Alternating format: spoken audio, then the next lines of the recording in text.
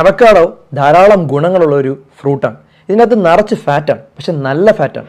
ഈ നല്ല ഫാറ്റ് നമ്മുടെ ശരീരത്തിലോട്ട് എത്തിക്കഴിഞ്ഞാൽ നമ്മുടെ ചീത്ത കൊളസ്ട്രോൾ കുറയുകയും നല്ല കൊളസ്ട്രോൾ കൂടുകയും ഹാർട്ടിന് അത് വളരെ നല്ലതാണ്. അതുപോലെ തന്നെ പ്രതിരോധശക്തി കൂട്ടും. അതുപോലെ കണ്ണിന് വളരെ നല്ലതാണ്, ഡൈജഷന് വളരെ നല്ലതാണ്, ദഹനം പ്രോപ്പറായിട്ട് നടക്കും. ഇതിൻ്റെ അകത്ത് ഫ്രീ റാഡിക്കൽ ഇഞ്ചുറി തടയാനായിട്ട് പറ്റും. ആൻറ്റി ഓക്സിഡൻസ് അടങ്ങിയിട്ടുണ്ട്. Vitamin A, vitamin C, vitamin E, vitamin K, അതുപോലെ തന്നെ പൊട്ടാസ്യം, ഫോളേറ്റ്, മെഗ്നീഷ്യം തുടങ്ങിയ ധാരാളം മിനറൽസ് അടങ്ങിയിട്ടുള്ള ഒരു ഫ്രൂട്ടാണ് അവക്കാഡോ. ഇത് പല രീതിയിൽ നമുക്ക് കഴിക്കാൻ പറ്റും. സാലഡ്സിൽ ആഡ് ചെയ്ത് കഴിക്കാം, സാൻഡ്വിച്ച് ആയിട്ട് കഴിക്കാം. ചിലർ വെറുതെ ഇത് സ്കൂപ്പായിട്ട് കോരി തിന്നാറുണ്ട്, സ്മൂത്തിയിൽ ആഡ് ചെയ്യാറുണ്ട്, ജ്യൂസിൽ ആഡ് ചെയ്യാറുണ്ട്. ഗോക്കമോളി ആയിട്ട് ഉണ്ടാക്കി കഴിക്കാൻ പറ്റും. ഗോക്കമോളി ഉണ്ടാക്കാനായിട്ട് എളുപ്പമാണ്. ഉള്ളിയും സവാളയും മുളകും മല്ലിയിലയും ലെമണിൻ്റെ നീരും അതുപോലെ ഉപ്പും ഒക്കെ ആഡ് ചെയ്ത് ഉണ്ടാക്കാൻ പറ്റും. നമുക്ക് ചിക്കൻ്റെ ഒക്കെ കഴിക്കാൻ വളരെ നല്ലൊരു ഡിഷാണ് ഇത്. ഞാൻ ഈ പറഞ്ഞ ഗുണങ്ങളെല്ലാം ലഭിക്കും. പക്ഷേ എന്ന് പറഞ്ഞ് അവക്കാഡോ കുട്ടമ്പായി കഴിച്ചതുപോലെ മൊത്തമായി കഴിക്കരുത്. കുരു വിട്ടിട്ട് വേണം കഴിക്കാൻ. അത്